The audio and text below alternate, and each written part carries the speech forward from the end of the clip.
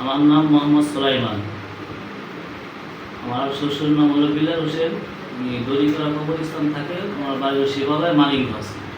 উনি অনেকটা আমি কুপুরি কালাম করে উনি বলে স্ট্রোক রোগী, ক্যান্সার রোগী, সমস্ত রোগী উনি বাঁচাতে পারে। এটা কীভাবে সম্ভব? উনি কোনো ওষুধপাতি ছাড়া উনি হাত তালান দিয়ে এবং মোমবাতি আগুনে পোড়াইয়া উনি রোগী চিকিৎসা করে। এটা আমি সমাজের কাছে এবং রাষ্ট্রের কাছে আমি বিচার চাই, এবং এটা সবাই মিলে তার প্রমাণ করে দেখ। আমার শাশুড়িরে এই কথা বলিয়া ডাক্তারের কাছে না নিয়া উনি এই হাত চালান দিয়া আর মোমবাতি পোড়াইয়া আমার চিকিৎসা করতে দিয়া আমার শাশুড়ি উনি মারে ফেলাইছে। উনি একটা খুনি, ঠান্ডা মাথার খুনি। এই খুনির বিচার চাই, ওনার সর্বোচ্চ আমি ফাঁসি চাই। এবং উনি আল্লাহর বিরুদ্ধে কাজ করে, আল্লাহর সাথে পাল্লা দেয়। এবং আমি 30 বছর বাঁচবো, আমার স্ত্রী 50 বছর বাঁচবো, এগুলো উনি বলে দেয়।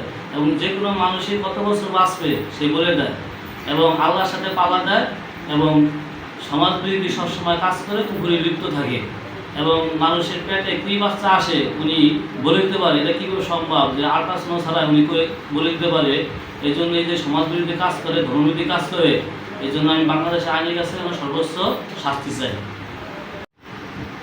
এবং ওনার মেয়ের জামাই মোশাররফ হোসেন অঞ্জনা এই কাজের জন্য সবসময় সহযোগিতা করে, এবং তাদের প্রলোভন পেয়ে উনি আরও বেশি কুফরি কালাম করে। সর্বস্থায় ওনার মারা ফেলার জন্য এই সর্বস্থ ওনারা তিনজনেই পরামর্শ করে কাজ করে। এই জন্য তিনজনেই আমি বিচার চাই সর্বোচ্চ।